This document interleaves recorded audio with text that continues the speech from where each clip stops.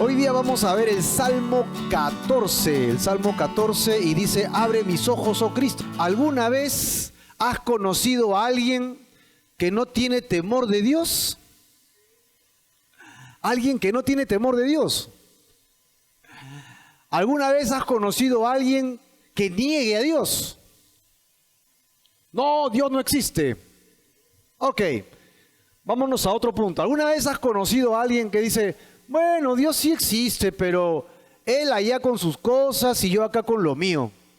A mí no me interesa, así dicen algunos, ¿no? A mí no me interesa tu Dios, dicen algunos. Tú camina tu camino, tú vive tu vida religiosa y yo vivo según creo, según mi filosofía, según mi manera de pensar. Hay una gran diferencia entre el que niega a Dios y el que vive sin que le importe Dios. Son dos personas distintas. El que niega a Dios dice: Dios no existe y se acabó, yo creo en mi ciencia y qué sé yo. Y el otro dice: no, Dios existirá de repente como una religión, como otra, pero Dios y yo no compilamos, no confabulamos, no tenemos nada en común. Que Él camine su vida y yo camino la mía. Es la idea de un grupo y el otro. Uno es el ateo y el otro es lo que llamaríamos el agnóstico. Son dos personas distintas. Y antes de que tú vengas a los caminos del Señor, ¿dónde calificabas más? ¿Como un ateo que negaba la existencia de Dios?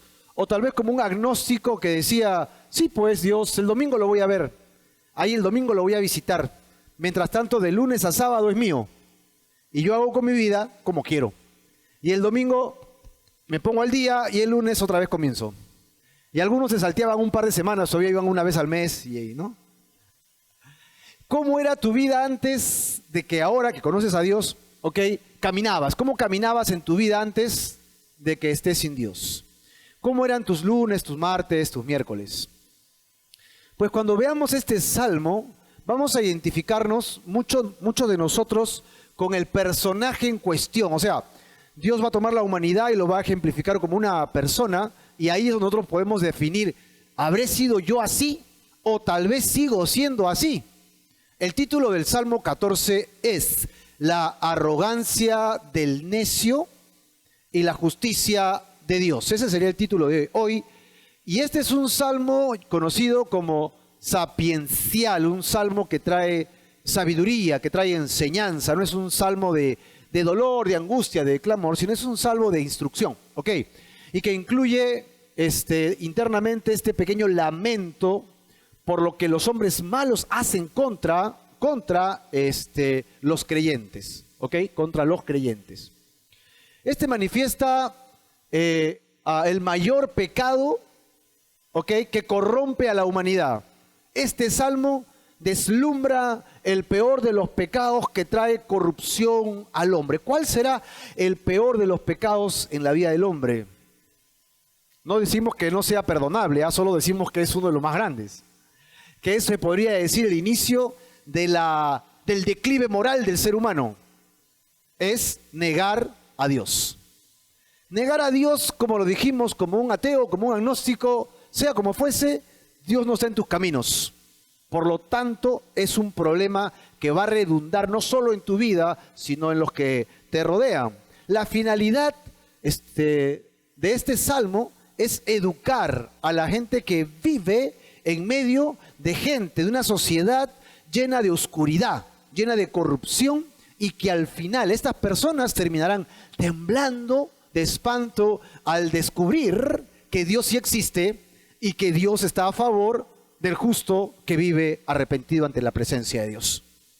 Así que esta es un poco la idea del salmo. Los temas principales, en realidad, a pesar de que es un salmo muy pequeño, tiene muchas ideas. La necedad del hombre que niega a Dios. El hombre necio que decide negar a Dios. 2, el juicio que tendrá Dios sobre ellos. 3, la salvación de Dios por su pueblo. Y 4, el mensaje principal. Lo que le parece sabio al necio termina siendo insensato, termina siendo algo sin buen juicio, poco precavido, poco maduro.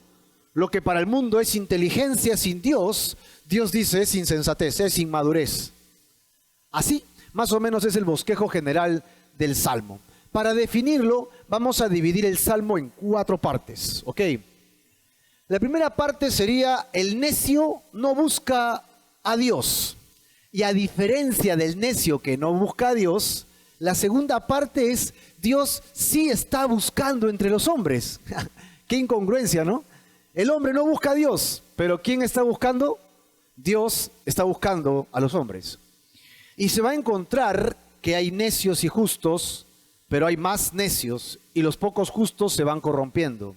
Y encontramos que Dios juzgará al necio, pero Dios dará gozo a su pueblo. Así que acá tenemos estas 4 divisiones. 1, el necio no busca a Dios. 2, Dios busca entre los hombres. 3, Dios juzga a los necios. Y 4, Dios dará gozo a su pueblo. ¿Lo tienen en su boletín? Ahí tienen el bosquejo conmigo. Síganlo, ¿ok? Síganme. El encabezado del Salmo es muy parecido al resto. Estos son los primeros salmos que se habla acerca de la maldad y del justo, en un ir y venir de la intervención de Dios en estos 2 grupos. Después los salmos van a cambiar, pero estos salmos de David hablan mucho de esto, ¿ok? Y así que cuando dice el músico principal y salmo de David, es el mismo encabezado que hemos venido estudiando hasta hace poco en los salmos anteriores. Al músico principal, escrito al líder de alabanza en el templo, y el salmo de David, porque es escrito ¿por quién? Por el rey David. El verso 5, qué coincidencia, ¿no? Los 5 están acá de moda. El verso 5 dice: ellos temblaron de espanto. ¿Quiénes serán ellos? Los necios que va a empezar el salmo. Ellos van a temblar de espanto. ¿Por qué? Porque Dios está con la generación de los que le buscan, de los justos. Es el verso 5. El primer versículo va a develar el tema principal del salmo: el necio que niega rotundamente a Dios en sus caminos. Primera parte, entonces: el necio no busca a Dios. Versículo 1, y cito: dice el necio en su corazón. ¿Qué dice? No hay Dios. No hay Dios, dice el necio. Se han corrompido, hacen obras abominables, no hay quien haga el bien. Necio lo va a relacionar con corrompido, abominable y que no hace el bien. La palabra necio, o también traducido como hombre vil, malvado, ¿ok?, representa la perversidad moral del hombre, la perversidad moral, no tanto el tema intelectual, sino el tema del corazón, el tema del corazón.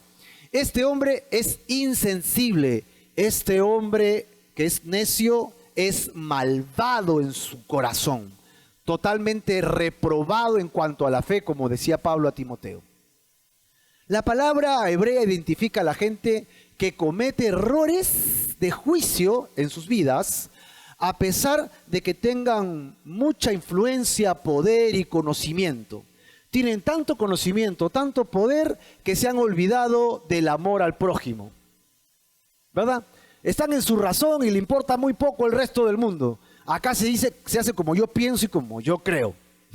Se olvidan del temor de Dios y aplastan a la gente, insultan a la gente, maltratan a las personas, son soberbios, son arrogantes y viven totalmente lejos de la humildad y del amor a Dios.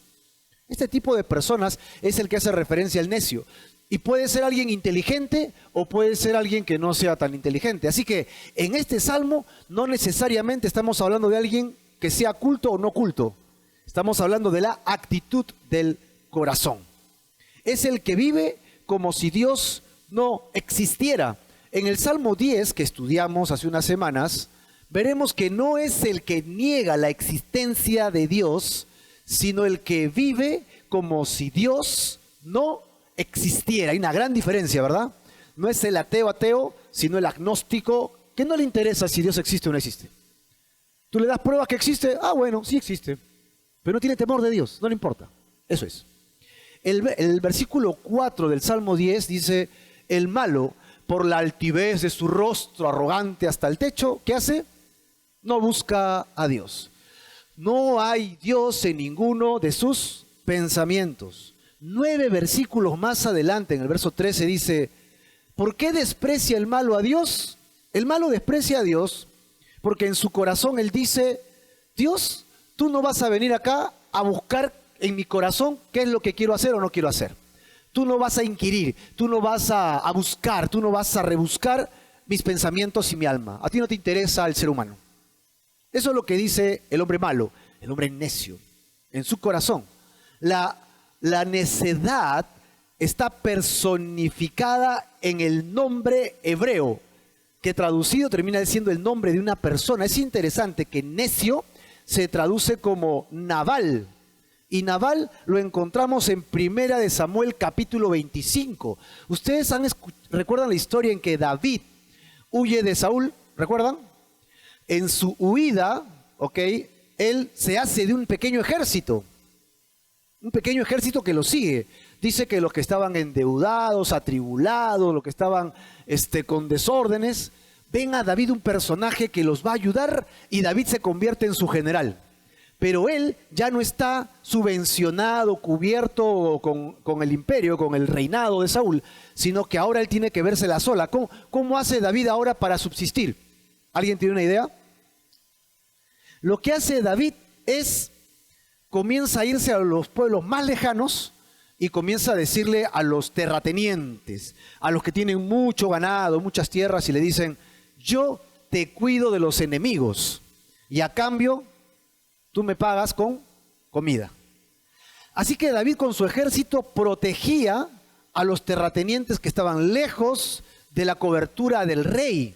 Y ellos decían: el rey no llega, pero David me ayuda, David come, ven, yo te doy provisiones, yo te doy dinero y cómprate lo que quieras. De esta manera, David se subvencionaba el gasto para él y para su pequeño ejército, que no era tan pequeño, eran como 400 guerreros. ¡Wow! Que eran bastantes. Entonces resulta que uno de estos terratenientes se llamaba Necio. ¿Cómo se llamaba? Necio, pero traducido a su nombre era Nabal, que es el hebreo, ¿no? Él se llamaba Nabal o Necio. Entonces David dice: ok, ya es tiempo de la cobranza, y manda a los cobradores de David para que vayan a la casa de Nabal. Le tocan la puerta y Nabal sale y le dice: ¿quién es? ¿Ustedes quiénes son?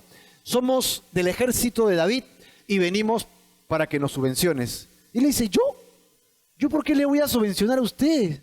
Yo tengo mi dinero acá, yo me gasto trabajando, yo no tengo por qué darles a ustedes un peso, un sol, un centavo, un dólar. Así que ustedes vean cómo se las arreglan. Y dicen: pero nosotros hemos trabajado para cubrirte, para ayudarte, y tú nos vas a... No, ustedes váyanse. Así que ellos se van donde David. David escucha el mensaje y David dice: pónganse sus armaduras que nos vamos a vengar contra Necio, contra Nabal. Suban a su caballo, y suben a su caballo. Imaginarte a David molesto, David asadazo, yendo a la casa de Nabal. Mientras tanto, al otro lado del pueblo se encuentran los criados que escucharon al dueño, al amo necio Nabal, ¿no?, lo que había dicho, y van con su mujer. ¿Alguien recuerda el nombre de la esposa? Abigail, ¿no? Abigail. Y dice que ella era muy astuta, muy sabia, era una mujer prudente. Y ella agarra y dice: ¿qué? ¿Eso ha dicho? Sí. Los siervos dicen: David se ha esforzado, nosotros salíamos, entrábamos tranquilamente porque David nos cubría. Él era alguien que cumplió su palabra, él nos ha protegido, y tu esposo el necio, por su nombre que era Nabal, no ha querido darles su costo. Ahora David vendrá y nos matará a todos los hombres.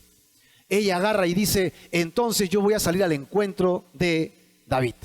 Entonces David viene con su caballo toda velocidad, el caballo con la lengua fuera, corriendo a toda velocidad, y en eso que está llegando, ¿quién sale al camino?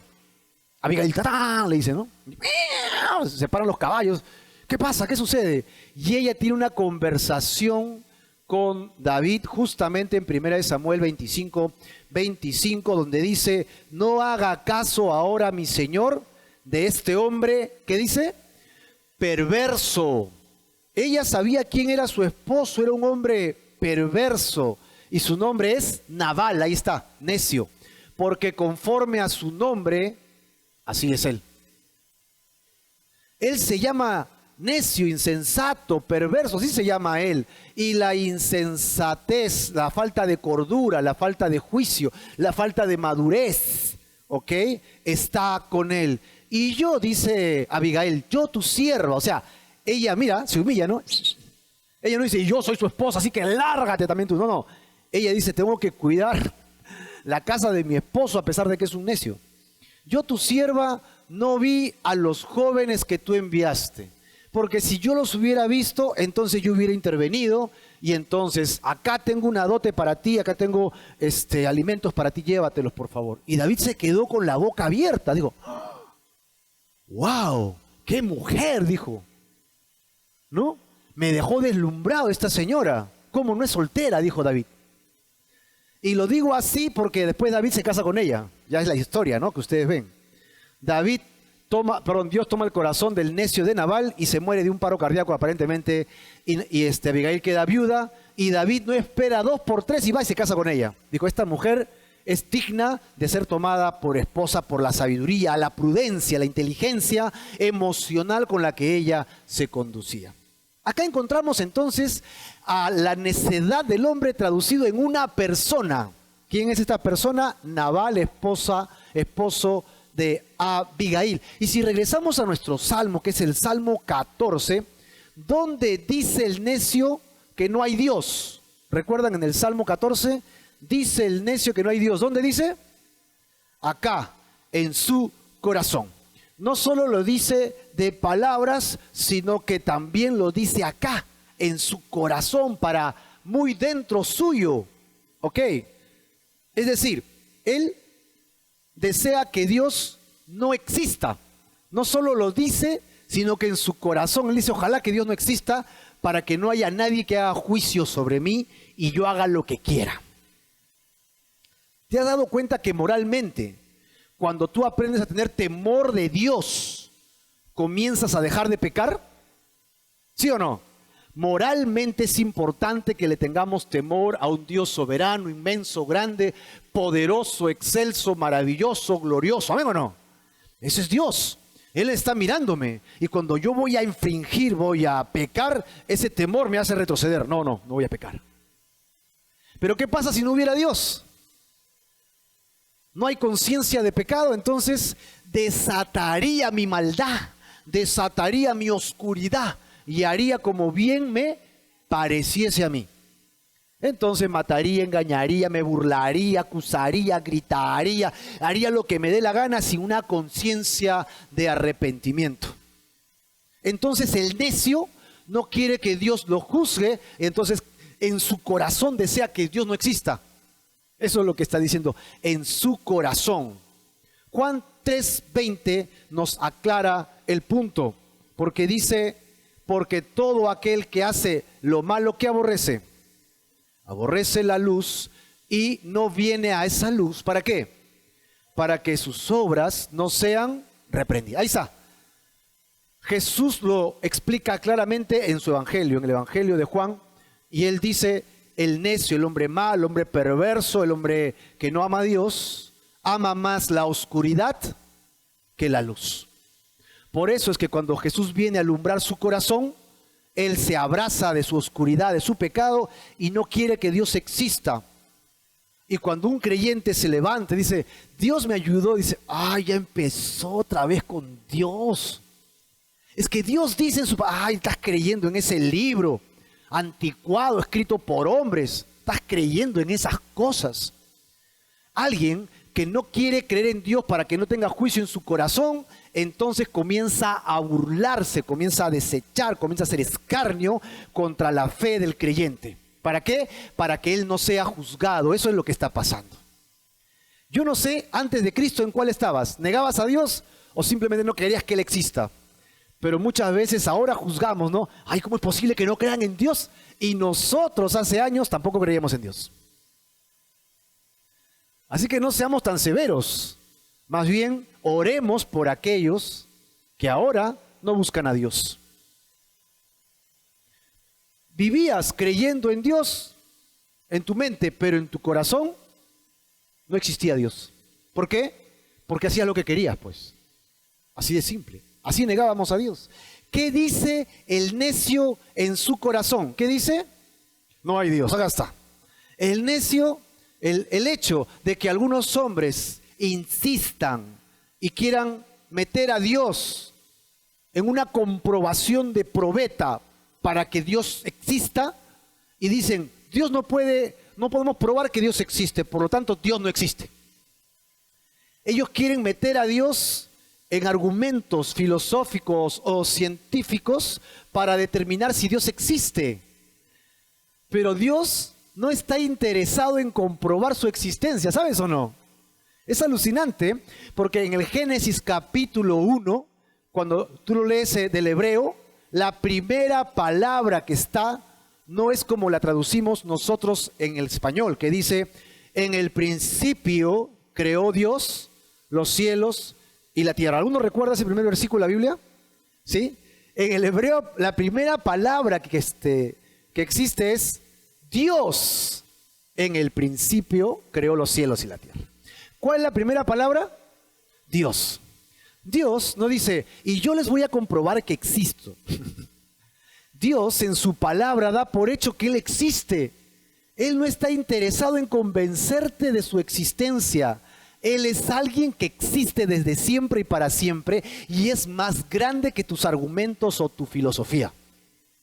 Así que el punto acá no está en comprobar la existencia de Dios, sino el punto del necio es que él no quiere creer en Dios y está más basado en un tema moral que en un tema intelectual. El necio no quiere que Dios exista para no ser enjuiciado. Por lo tanto, él después de eso va a crear su filosofía, su cienciología, para comprobar que no existe y sentirse tranquilo. Y armar su propio Dios, como un Lego, a su propia imagen y semejanza, que le deje hacer lo que le da la gana sin que se sienta juzgado. Esa es la actitud del hombre sin Dios, que niega a Dios. Profesando ser sabios, ¿qué se hicieron? Se hicieron necios. Romanos capítulo 1, léete todo el capítulo 1 y te vas a encontrar que el hombre que aparta a Dios de su camino para hacerse solo sabio él, en base a su inteligencia, termina corrompiéndose y echando a perder lo que en un principio Dios creó maravilloso y precioso. Dios creó al hombre perfecto, pero el hombre se degradó. Y esa degradación no ha parado hasta ahora. ¿Será restaurado? Sí, pero por ahora todavía no. ¿Qué sucede cuando el necio vive sin Dios en su corazón? ¿Qué sucede? Se han corrompido. La palabra corrompido es fuerte, ¿no? Corrompido suena bonito, suena hasta agradable. Se corrompió, pues. Pero la palabra es se pudrió.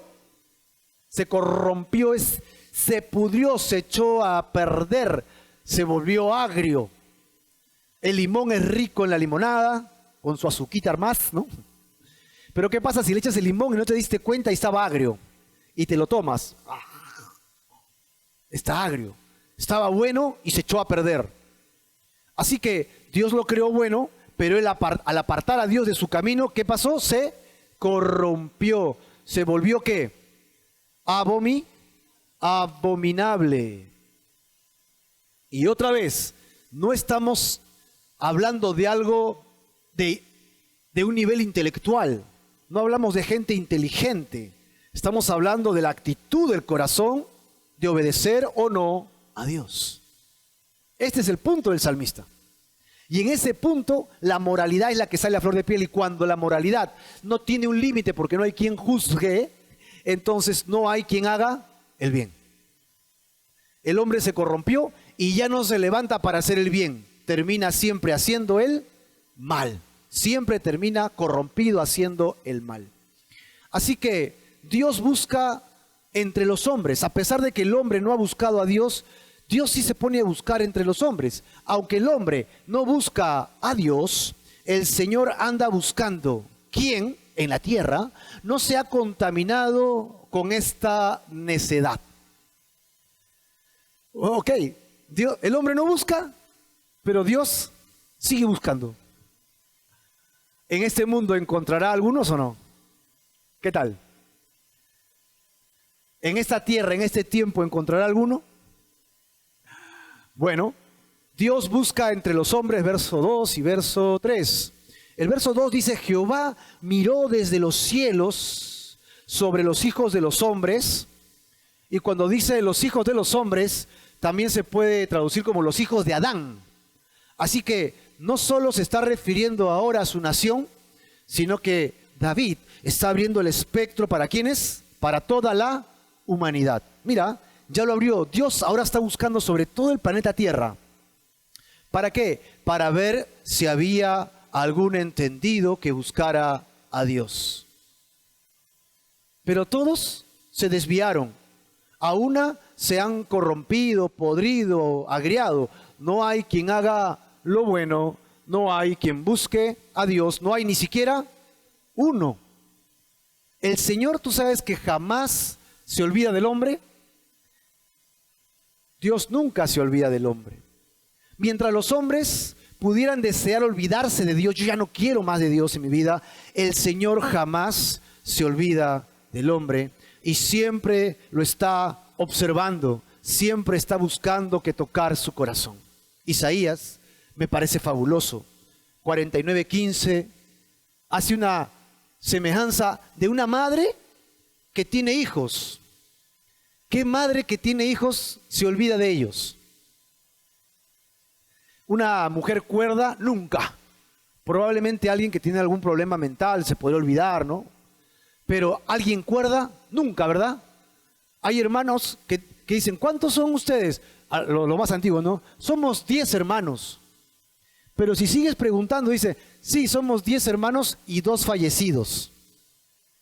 2 fallecidos, sí. Mi mamá salió embarazada, pero lo perdió cuando estaba neonato. O cuando estaba embarazada aún. Pero cuando es la primera mención no se acuerdan. Pero la mamá sí se acuerda. Sueña, ¿cómo habrá sido mi hijo si hubiera crecido? Las mujeres que por desgracia en un momento de su vida, en una debilidad de su vida, abortaron, sueñan con cómo hubiera sido ese niño o esa niña. Sienten en su conciencia el dolor de haber asesinado a su propio hijo, a pesar de que el médico le dijo que solamente eran tejidos. Qué locura más grande, ¿no? El mundo se asombra porque una célula en el espacio es vida fuera del planeta, pero luego cuando hay célula y vida dentro de una mujer, dicen, no, son solo tejidos, mátenlo. No existe. Qué incongruencia es la necedad del hombre, que no quiere ver a Dios y que no quiere responder al poder de Dios. ¿Se olvidará la mujer de lo que dio a luz para dejar de compadecerse del hijo de su vientre? Bueno, dice Isaías, aun si sucediera, dice, aunque ella olvidare, dice Dios, yo nunca me olvidaré de ti. Así si de repente tus padres te negaron y estás apartado de tu familia, solo o sola, ¿sabes quién nunca se olvida de ti? Dios siempre está mirando. Y si estás viviendo en necedad, negando a Dios o viviendo sin Dios, porque no te interesa, tienes que saber que Dios te sigue mirando. No te ha desechado. Sigue tocando la puerta de su corazón. El rechazo de Dios es imprudente, porque en realidad todas las cosas son creadas por Él y dependen de Él en el ser humano. En Hechos capítulo 17, 28 dice, porque en Él vivimos, en Dios nos movemos, en Él somos. Somos su linaje. En Mateo 5, 45 el maestro dice, para que sean hijos de vuestro Padre que está en los cielos. ¿Y qué hace Dios como Padre de la humanidad, de toda la creación? Hace salir el sol sobre los malos y sobre los buenos. Y hace llover sobre justos e injustos. Dios es el creador del universo y si Él es el creador, Él tiene derecho de autor. ¿Cómo llaman a eso? Copyright. Él tiene el copyright del universo. Así su creación diga, yo no quiero creer en ti, Él se dobla de brazos y dice, lo siento, o sea, que tú no creas en mí no me va a negar. Yo sigo siendo el autor, dueño y amo del universo. Y a quien quiero doy, y a quien quiero quito. Y a quien quiero le doy vida, y a quien quiero le quito la vida. Y sigo siendo Dios, y sigo siendo santo, y sigo siendo poderoso, y sigo siendo el dueño de todo. ¿Amén o no? Así que si Dios te quiere quitar tu vida hoy día, Amén, ¿verdad o no? Y si Dios te quiere dar 20 años más de vida, amén. Qué felicidad, dice Cholita. Y si Dios permite que tengas una enfermedad y que vivas con la enfermedad, amén. Tengo que ser consecuente con mi fe. Yo no soy el dueño de mi vida. Soy un simple mayordomo de las cosas que Dios me ha dado para administrar. Llámese vida, casa, familia, salud. ¿Amén o no? Todo lo que tengo no es mío. ¿De quién es? De Dios. Eso somos, administradores de los bienes terrenales de Dios. ¿Para qué envió Dios vio Dios a los hijos de Adán? ¿Para qué vio Dios a los hijos de Adán? En el verso 2 dice, para ver si había algún ¿qué? Entendido, algún sensato, algún cuerdo, alguno que tenga temor de Dios, que buscara a Dios. Para eso es que Dios vio desde los cielos a todos los hijos de Adán. Eso es lo que hizo Dios, ¿sí? Y comenzó a mirar a todos. ¿Para qué? Para ver si encontraba algún sensato o entendido. Por favor, entendido no necesariamente es inteligente acá, sino de lo que está hablando es de alguien que mira más por el juicio moral, por el juicio espiritual, para ver, dice Dios, si hay hombre entendido sobre su plan y su corazón. Imagínate que Dios esté buscando un hombre inteligente para conversar. ¿Me están escuchando? ¿Sí, no? Ok. Imagínate que Dios esté buscando un hombre inteligente para hablar. Oye, hay un montón de gente inteligente en la tierra y Dios podría hacer así si no hay uno y lo convierte en inteligente.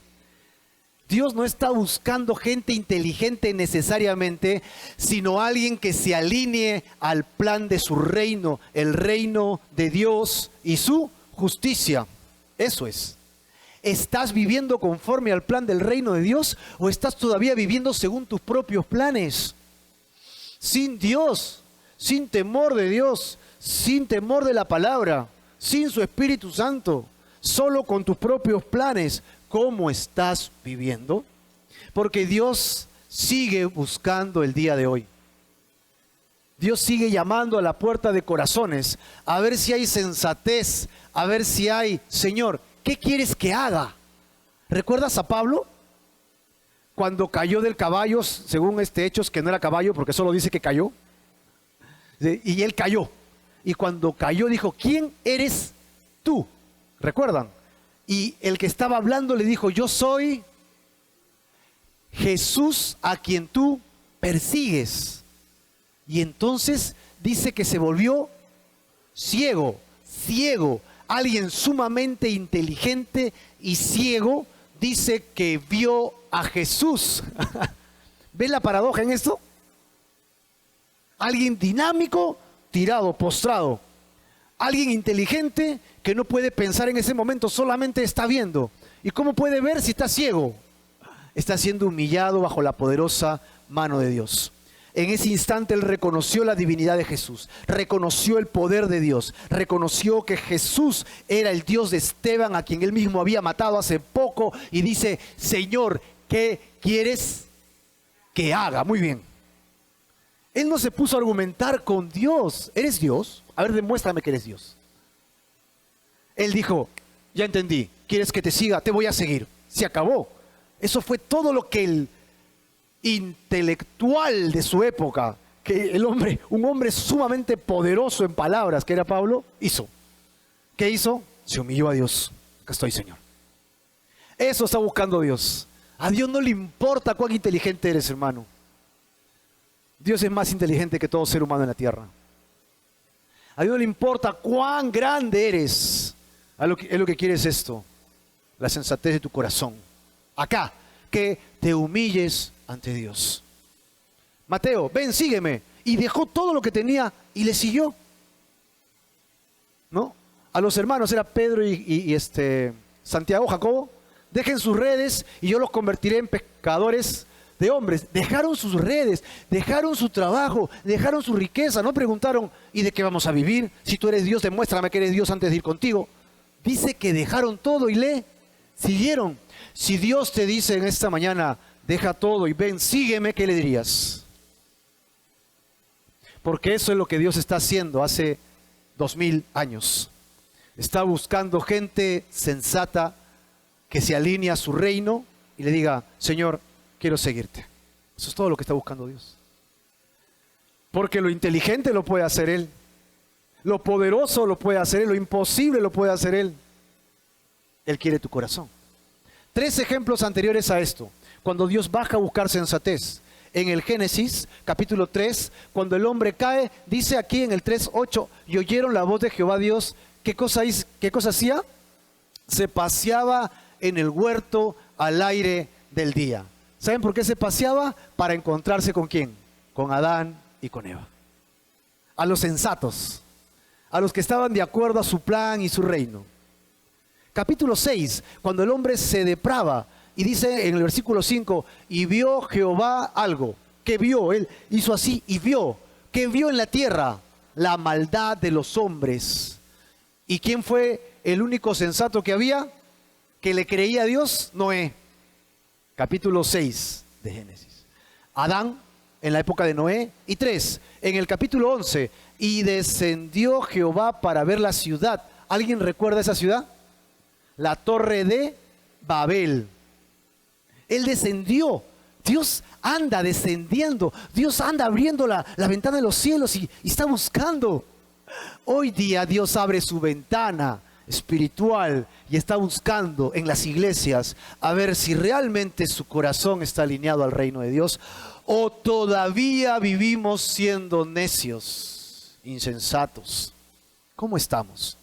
¿Cómo estamos viviendo? En el Salmo 14, Dios encontró a alguien entendido. Verso 3 dice, todos. ¿Cuántos? Todos se desviaron. Otra vez la palabra corrompieron. Mira, 2 veces en el mismo salmo, ¿no? No hay quien haga lo bueno, no hay ni siquiera uno. El resultado de la búsqueda de Dios es, ¿cómo dicen los niños? No hay, no hay, no hay. No hay. No hay ni uno, ni siquiera uno. Cuando Dios creó todo, en el Génesis dice, todo era bueno. Primer día y todo era bueno, sexto día todo era bueno y descansó Dios, todo era bueno. Pero después de la caída, Dios mira hacia abajo y ve que todo es muy malo. Muy, pero muy malo. Isaías 53:6 dice, todos nosotros nos descarriamos como las ovejitas. Cada ser humano se aparta por su propio camino. Pero a pesar de eso Dios, acá cita a Jehová, cargó en sí mismo, cargó en Él, es en Jesús, el pecado de todos nosotros. La necedad, la maldad, el egoísmo está ligado a nuestro corazón y no lo podemos sacar si es que Dios no interviene. Deja que Dios intervenga en tu vida. Abre la puerta de tu corazón y deja que Dios entre a tu corazón y transforme tu vida, transforme tu manera de pensar, tu manera de buscar a Dios. Esta cita la usa Pablo para describir la maldad del hombre en Romanos capítulo 3, diciendo como está escrito, no hay justo, no hay ni uno, no hay quien entienda, no hay quien busque a Dios. Todos se desviaron, a una se hicieron inútiles. No hay quien haga lo bueno, no hay ni siquiera uno. Así que la necedad del hombre está ligado a su corazón. Cuando sacan a Dios del cuadro, se depravan, comienzan a degradarse y comienzan a ofender, a maltratar a los que son justos para que sean menos y ellos tengan libertad, para que nadie les diga nada a su conciencia, se sientan libres para hacer lo que les da la gana, pero tienen que saber que un día Dios los juzgará. En vista que los necios continúan en sus propios caminos sin Dios y agreden al justo, el Señor intervendrá y hará juicio contra ellos. Dios juzgará al necio. Versos 4 al 6. Dice, no tienen, ¿qué cosa?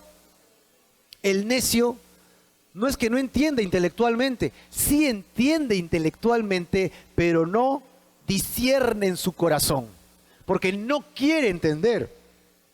Eso es lo que está pasando. Has conversado con gente inteligente que tú les muestras algo que es obvio, que es clarísimo, Y ellos te dicen no y sacan sus argumentos solo para negártelo. De eso hablamos. Intelectualmente sí lo reconocen, pero acá no quieren reconocerlo. No tienen discernimiento todos los que hacen esta maldad o iniquidad. Devoran a mi pueblo como si comiesen pan. Y David pone este salmo en una circunstancia en que el enemigo es mayor, tiene victoria, es más poderoso. Y a Jehová no tienen temor, a Jehová no buscan, a Jehová no invocan. ¿Por qué? Porque no está en sus caminos. Ellos temblaron de espanto. ¿Por qué temblarán de espanto estos necios? ¿Sabes por qué? Porque aunque ellos no quieren reconocer que Dios existe, se van a dar contra la pared cuando vean que Dios está a favor de los justos. ¿Pero cómo? No es posible. ¿Cómo va a pasar eso? Es magia, brujería, algo han hecho. Ni siquiera cuando lo ven lo quieren aceptar. No, esa es pura suerte. Eso es pura suerte nada más. No, hermano, dale honor y gloria a quien corresponde. Dios te libró, dale la gloria. Dios te sanó, dale la gloria. Dios te restauró, te está restaurando, dale la gloria a Dios. No es suerte, es el poder de Dios.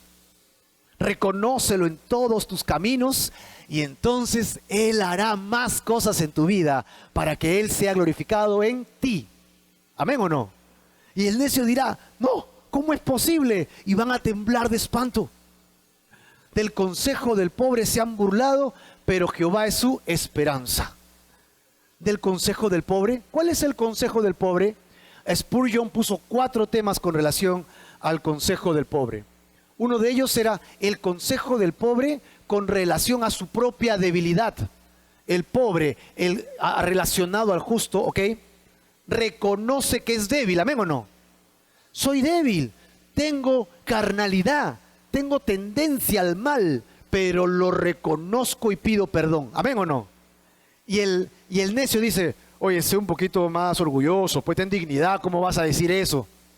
¿Cómo te vas a humillar así? No. Párate, sé hombre, sé mujer, dicen.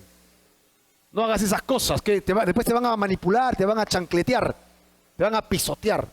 Pero no, el consejo del pobre es, soy débil y necesito de Dios. Segundo, el consejo del pobre es el fin del impío. Y el fin del impío es muerte eterna en el infierno. Y entonces a los necios se les escarapela el cuerpo. Se les encienden las alarmas y dicen, el infierno no existe. Si Dios es un Dios bueno, ¿cómo va a enviar a su creación al infierno? Dicen, ¿cómo se te ocurre? Dicen, eso es filosofía humana, porque la Biblia sí dice que va a enviar al infierno. No quieren creer, pues, simplemente no quieren creer. Ahí están las evidencias. Mira el juicio final en Apocalipsis.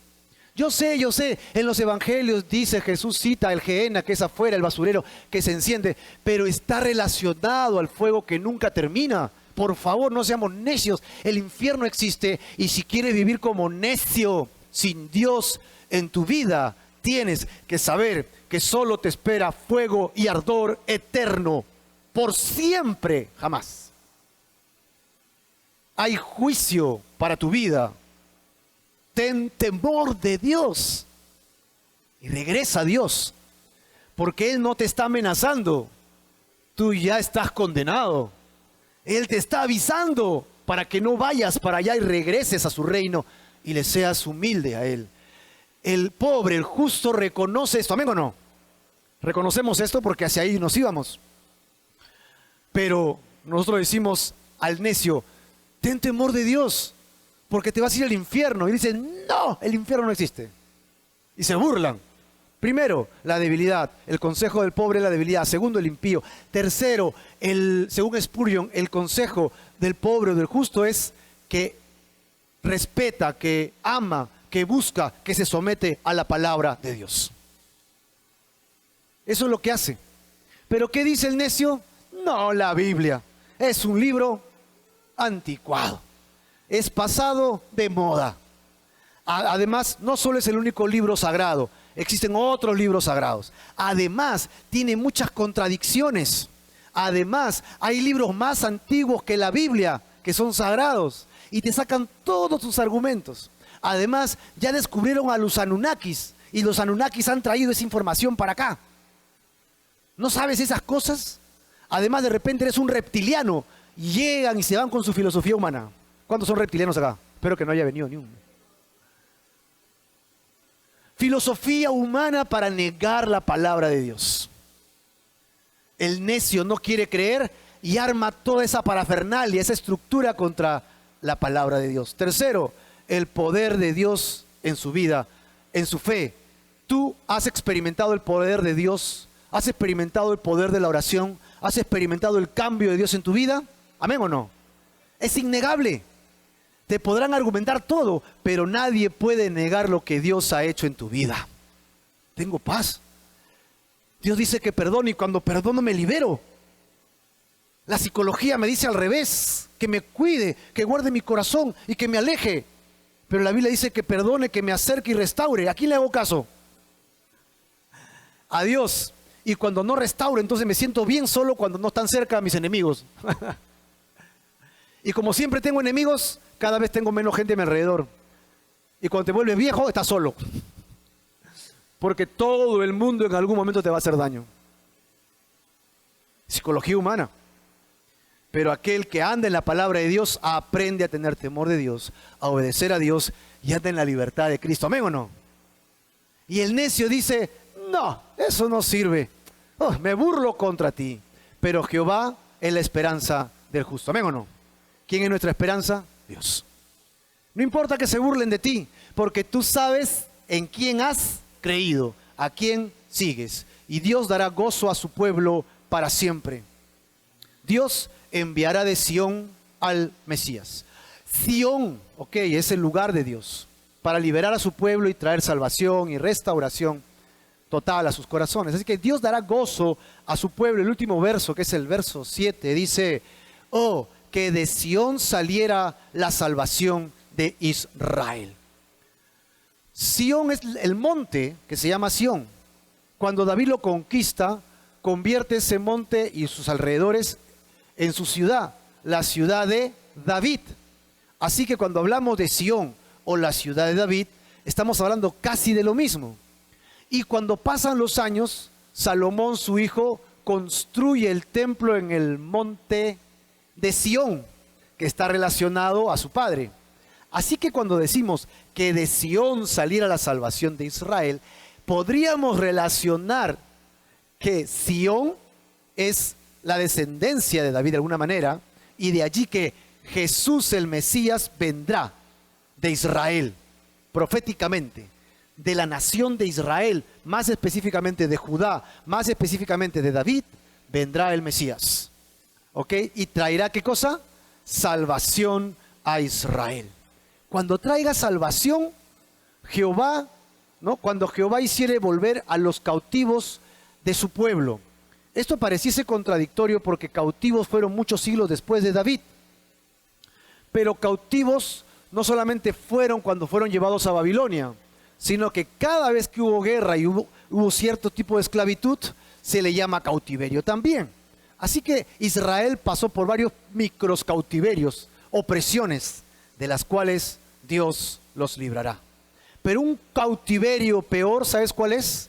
El cautiverio de tus pensamientos. Un cautiverio peor, ¿sabes cuál es? El cautiverio de tu pecado, de tu arrogancia, de tu vanagloria. El peor de los cautiverios es creer que tú puedes vivir sin Dios. Cuando viene Jesús y te muestra su inmensa gracia, entrego ese cautiverio a Dios y Él me da libertad. La libertad que viene solo del Señor. Entonces, ¿qué pasará? Habrá gozo y habrá alegría. ¿Has entregado tu cautiverio a Dios? Entrégale tu corazón a Dios y deja que Él haga en tu vida como quiere hacer, que cambie tu corazón para siempre. En resumen, este pequeño salmo hace una distinción entre la gente, los necios versus aquellos que son sensatos. Los necios se pervierten, se corrompen, ¿ok? Se extravían, son obstinados, mientras que los sensatos son honrados, prudentes, bondadosos, agradecidos. Los necios, ¿ok?, niegan a Dios, mientras que los sensatos buscan a Dios. El fundamento del éxito o del fracaso, según David y este salmo, están en la actitud de tu corazón con relación a Dios. O te humillas a Dios y entregas tu cautiverio, o niegas a Dios y vives tu propia vida. Los insensatos niegan y fracasan, mientras que los sabios se afirman y triunfan en su corazón. Por lo tanto, ¿cómo has decidido vivir tu vida? La respuesta es tuya, como necio o como justo delante de Dios. Vamos a orar. Señor, te agradecemos infinitamente, Señor, por tu amor, tu gracia, tu misericordia, Señor. Queremos entregarte nuestras vidas. Hemos sido necios antes de conocerte y muchas veces seguimos siendo necios, aún ahora, Señor.